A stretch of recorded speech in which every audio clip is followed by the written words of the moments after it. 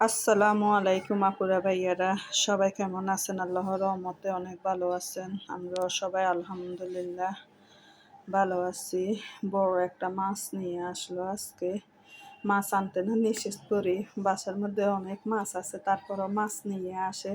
বাসার পাশে যদি বাজার থাকে তাহলে সব সময় উঠতে নামতে কিছু না কিছু নিয়ে আসে বাসার মধ্যে। বাইরে গেলে সবজি না হলে মাছ, মাংস, মুরগি একটা না একটা নিয়ে আসবে। কত যে নিষেধ করি তারপরে নিয়ে আসে। আর মাছ কাটতে অনেক কষ্ট হয়ে যায়। আমার বাসার মধ্যে এত বড় বটি নেই যে মাছ কাটবো। মাছটা কিন্তু দেখতে ছোট দেখা যায়, কিন্তু অনেক বড় মাছটা। কাটি রাখি দিলে পরে আর কষ্ট হয় না। দেখা যায় ফ্রিজে রাখি দিলে মাছ কাটতে অনেক কষ্ট হয়ে যায়। তাজা তাজা আনলে তাজা তাজা কাটতে সুবিধা হয়। তাই মাছটা কাটে ফ্রিজের মধ্যে লবণ আর হলুদ মাখায় তারপরে রাখি দিব বক্সে করে। ছেলে মেয়ে বড় মাছ খাইতে চায় না। ছেলে মেয়ে চিংড়ি মাছটা বেশি পছন্দ করে, তারপরে বড় ইলিশ মাছটা বেশি পছন্দ করে। হাজব্যান্ডে বলতেছি যে ছেলে মেয়ে যখন খায় না তখন তুমি এই মাছ আনিও না। এই মাছ দেখা যায় 2-1 পিস রান্না করলেও থাকি যায়, খাওয়া যায় না। মাছটার লেজ, কান্না এগুলা কাটে নিলাম। কাটেই তারপরে এখন মাছটা একটু চামড়াগুলো পরিষ্কার করে নিতেছি। মাছটা ছিলতে অনেক কষ্ট হয়ে যাইতেছে। এত বড় মাছ হাতের মধ্যে আটে না। তার মধ্যে আরও টুকিটাকি কিছু খাবারও আনছে, কলা, তারপরে চানাচুর, পাউরুটি। রমজানের মধ্যে কলাটা খাওয়া যায়, পাউরুটি চানাচুর খাওয়া যায় না, নিষেধ করছি বাইরেতে বেশি খাবার আনতে না, তারপরে নিয়ে আসে। আর এইখানে আজকে ভাতও রান্না করব, তারপরে একটু তিহারি রান্না করব। মুরগি আছে ফ্রিজের মধ্যে, মুরগি আনছে অনেকগুলো। ছেলে মেয়ে কি ইদানিং মুরগি রান্না করলে মুরগি খাইতেছে না। মুরগিগুলো পাতিলে থাকে 2-3 দিন পর্যন্ত গরম করে রাখি। এখন বলতেছি যে না, আজকে আর মুরগি রান্না করব না, মুরগি দিয়ে তিহারি রান্না করে দিই, তাহলে ছেলে মেয়ে খাবে। আর মেয়েটাও অসুস্থ, মেয়ের গায়ের মধ্যে পক্স উঠছে। মেয়েটা আজকে 5-6 দিন থেকে প্রচুর অসুস্থ। মেয়েটা কোনো কিছুই খেতে চায় না। দোয়া করবেন একটু আমার মেয়ের জন্য সবাই। আর আমাদের এখানে অনেকজনের পক্স উঠছে। আমরা যে বিল্ডিংয়ে থাকি ওই বিল্ডিংয়ের ম্যাক্সিমাম মানুষের পক্স উঠছে।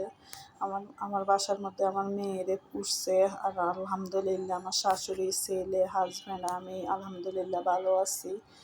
এখানে মুরগিটা আমি একটু ভালো করে কষাই নিতেছি। মুরগির সাথে কিছু আলু দিলাম। আলু তিহারির সাথে আলু ছোট ছোট আলুগুলো দিলে বেশি ভালো লাগে। এখন বাইরে যাইতে ইচ্ছে করতেছে না। বাইরে গেলে দেখা যায় আমাদের বাসার নিচে পাওয়া যাইতো। এখন বলতেছি যে থাক, বাসার মধ্যে বড় আলু আছে, বড় আলু ছোট করে মুরগির সাথে দিই, রান্না করে নিব।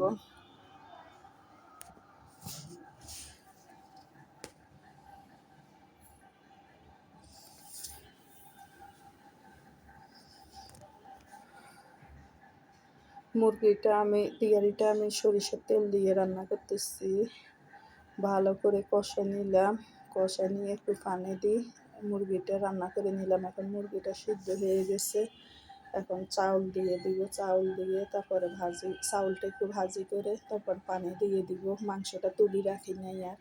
এখানে মুরগি দিলাম একটা, আলু দিলাম 2টা, বড় আলু আরে, নতুন বড় আলুগুলা 2টা দিলাম, মুরগি দিলাম একটা, চাউল দিলাম 1 কেজি। দেখা যায় কয়টা থাকলে আবার কালকেও খাইতে পারবো। ছেলে মেয়ে তো আবার একটু তিহারি, সবার বাসা, আমার বাসা বলি না, সবার বাসার বাচ্চারা তিহারি, বিরিয়ানি, কাচ্চি, পোলাও, রোস্ট এগুলো আবার একটু বেশি পছন্দ করে, ভাত খাইতে চায় না। এখানে আমি চাউলগুলো একটু ভাজি করে তারপরে পানি দিয়ে দিলাম। আর আমি বাসার মশলা দিয়ে রান্না করতেছি, কিনা মশলা দিয়ে আমি তিহারিটা রান্না করি না। চাউলগুলো ভাজি করে তারপর পানি দিয়ে দিলাম। আর একটু সালাদ তৈরি করব।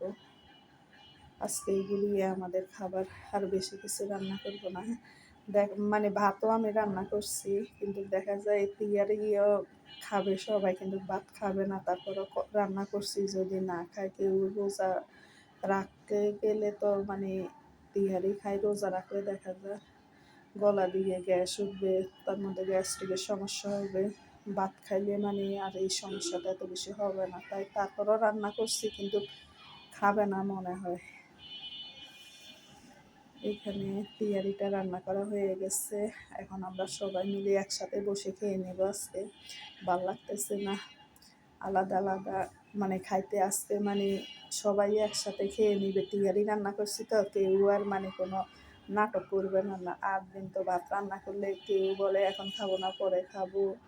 তার মধ্যে কেউ আগে দিয়ে খেয়ে ফেলে, কেউ আবার ভোর রাতে খায়। আমরা মানুষ মানে 5 জন 5ভাবে খাই, কিন্তু আজকে সবাই একসাথে খাবে। তিয়ারিটা হইলে কিন্তু সবাই আমরা একসাথে রান্না করি, এর সাথে সাথে আমি খাবারটা টেবিলে দিয়ে দিই সবাই। মনে হয় ভালো হবে, গ্রানটা অনেক ভালো লাগতেছে। আর তিহারির মধ্যে বেশি মশলা দিলে তিহারি কিন্তু মজা হয় না। তিহারি যে মশলাগুলা মানে খুব প্রয়োজন দরকার, ওই মশলাগুলা দিয়ে রান্না করলে কিন্তু খুবই ভালো লাগে।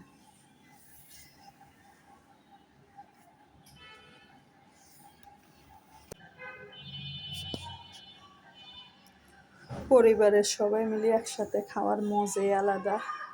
খাবারটা খেয়ে নিলাম, আর হাজব্যান্ডের বেড়ালের জন্য মাছ সিদ্ধ করতে আসছে। বেড়ালের মাছ শেষ হয়ে গেছে, আর বাসাটা এই পাখে দিয়ে ঝাড় দিয়ে সব গাছ করে রাখে দিলাম।